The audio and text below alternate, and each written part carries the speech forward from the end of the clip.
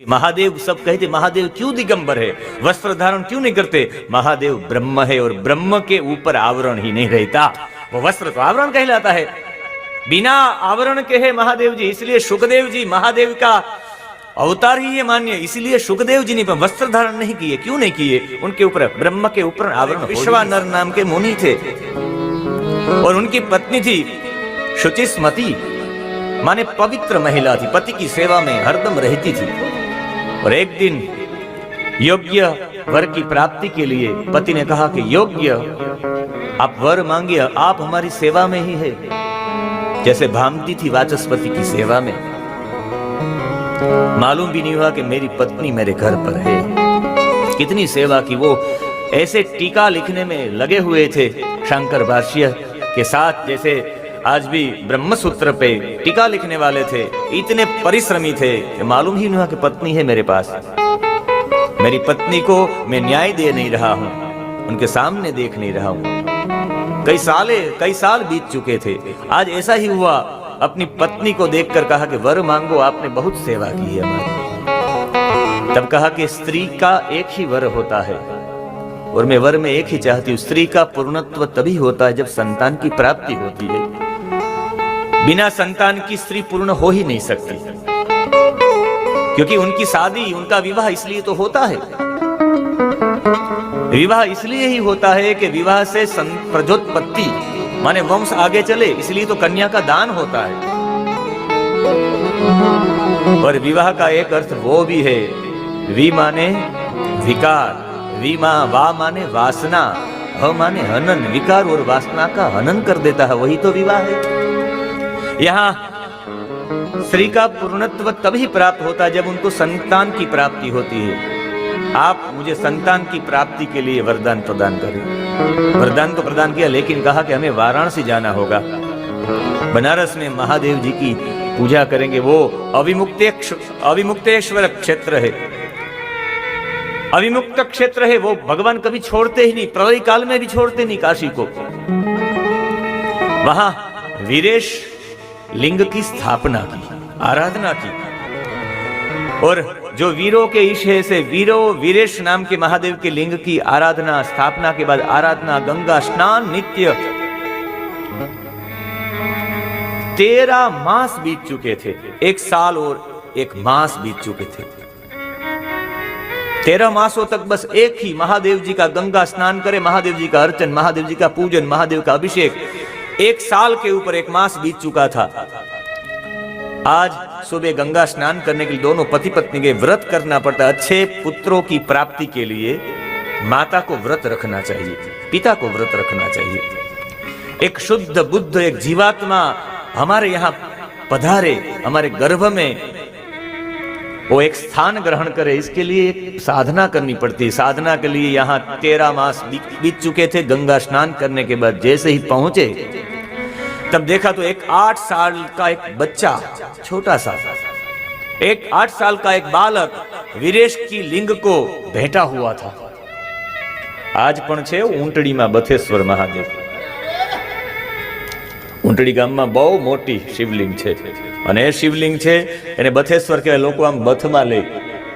अभी मैं भी गया था वहां, तो मैंने भी अपने बाहों में भेंट लिया महादेव जी को। मैंने भी कहा कि मैंने तो ऐसे ही, सब कहते थे कि बथेश्वर है, बथेश्वर को भेंटना चाहिए, मैं भी भेंट गया। उसी में किसी ने फोटो निकाल लिया, वो फोटो का एक वीडियो बना दिया, 4.5 लाख लोगों ने देखा। ऐसा ही ये बथेश्वर का प्रभाव।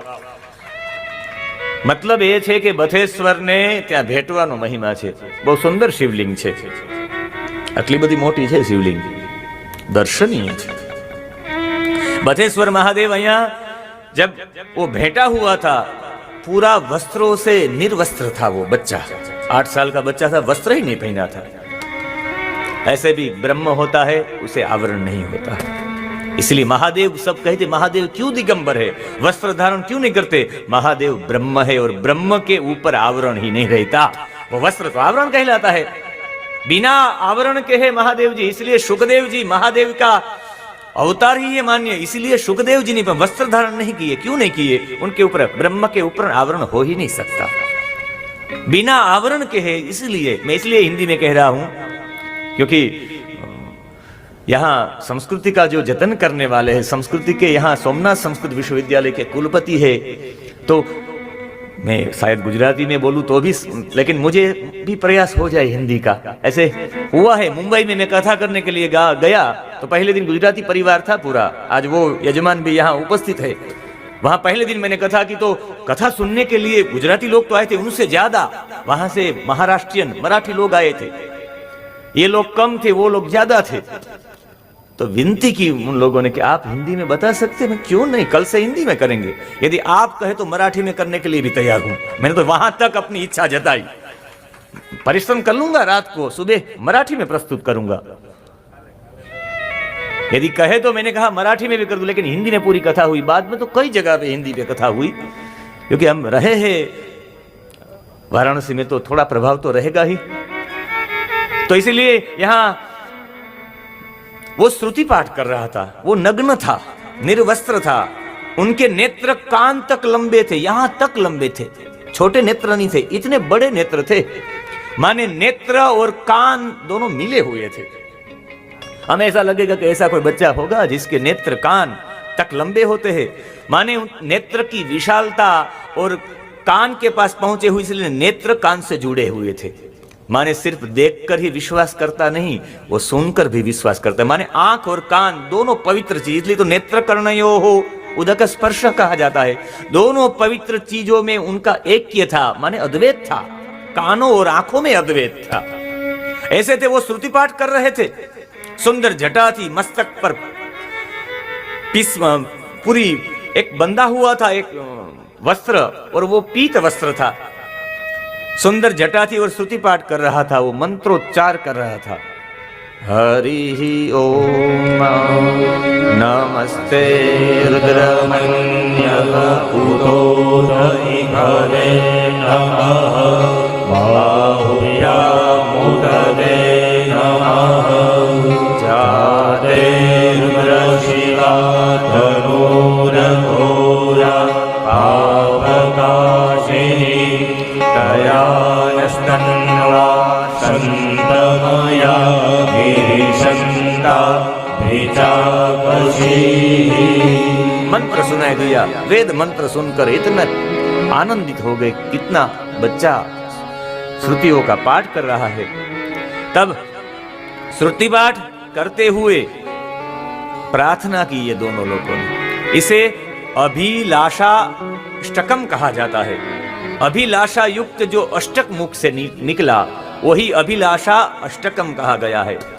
आज भी कोई 1 साल तक काशी में, वाराणसी में वीरेश्वर नाम की शिवलिंग है, वहां आज भी कोई 1 साल तक त्रिकाल तीनों समय 1 वर्ष तक कोई काशी में इनका पाठ करेगा तो उनकी अभिलाषा पूर्ण होगी। आज भी ये वरदान है। वो साक्षात महादेव जी ही थे बच्चे के रूप में। ये दोनों ने वहां मिलकर प्रार्थना की कि आप प्रभु कैसे हैं? आप जल में भी शीतल है, जल में जो शीतलता है वो आप है प्रभु। प्रभु अग्नि में जो दाहकता है वो अग्नि में दाहकता प्रभु आप है।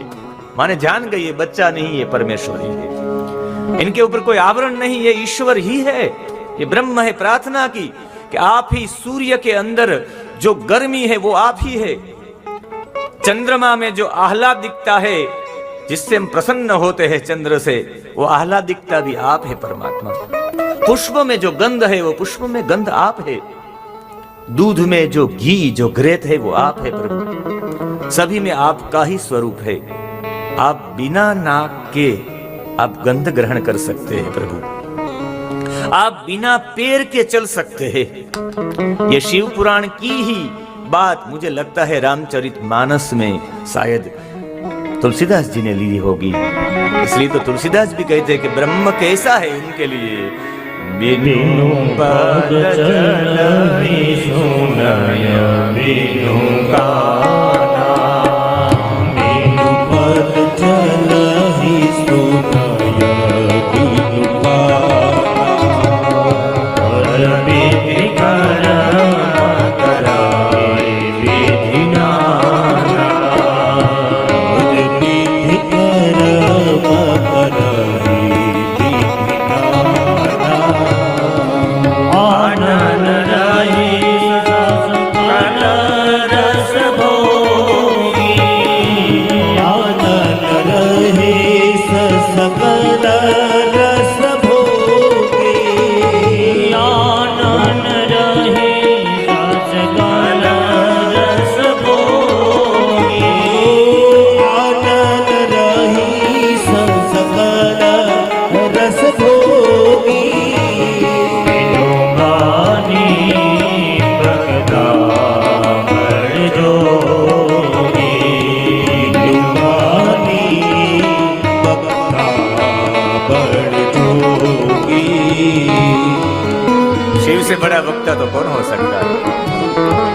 बिना वाणी के भी वो बड़े वक्ता है। बिनु पद चलहि सुनय बिनु काना, बिना पैर के जो चलता है, बिना कान नहीं होने के बाद भी वो सुन लेता है। यदि आपको पापों से बचना है तो 3 सूत्र अपनी किताब में, अपनी डायरी में आपको लिख लेना चाहिए। पहला, मैं जो बोलता हूं मेरा परमात्मा सुनता है। आप कुछ ऐसा बोल ही नहीं सकेंगे जिससे किसी को हानि हो। दूसरा सूत्र यह है, मैं जो कर रहा हूं मेरा परमात्मा देख रहा है, और जो मैं विचार कर रहा हूं मेरा परमात्मा वो समझ सकता है। पापों से निवृत्ति हो जाएगी। यहाँ पग के बिना वो चल सकता है, नेत्र के बिना वो देख सकता है, जिह्वा के बिना वो रसज्ञान कह सकता है। और विश्वानर मुनि बोले दोनों हाथ जोड़ करके, आप ही ब्रह्म है, मैं आपको समझ गया हूं। पूरे जगत में मैं बार बार सत्य के साथ दोहरा रहा हूं कि आप एक ही है रुद्र, आप दूसरे है ही नहीं। इसलिए आपके चरण में हम दोनों बार बार विनती करते हैं, प्रणाम करते हैं। और दोनों ने वहां सिर झुका दिया। एकम ब्रह्मेवा द्वितीयं समस्तम सत्यं सत्यं नेह नास्ति किंचित् एको रुद्रो न द्वितीयो तस्मादेकं त्वां प्रपद्ये महेशम्। ये अभिलाषा अष्टक है, और ऐसे ही पाठ करने से अभिलाषा अपनी जताई कि आप हमारे घर पर पुत्र बनकर आइए। उसी समय आशीर्वाद दिया वही बच्चे ने, वही महादेव जी ने। उसी समय गर्भाधान संस्कार हुआ, बाद में पुंसवन संस्कार हुआ, और शुचिस्मती के वहां प्रादुर्भाव हुआ परमात्मा का। ब्रह्मा जी ने आकर जात कर्म संस्कार किए, और नाम कर्ण संस्कार में क्या नाम दिया जाए? कहा गृहपति। गृहपति नाम से उनका नामकरण संस्कार हुआ, यज्ञोपवीत संस्कार हुआ, वेदारंभ हुआ, फिर नारद जी का आगमन हुआ और नारद जी का भविष्य कथन हुआ।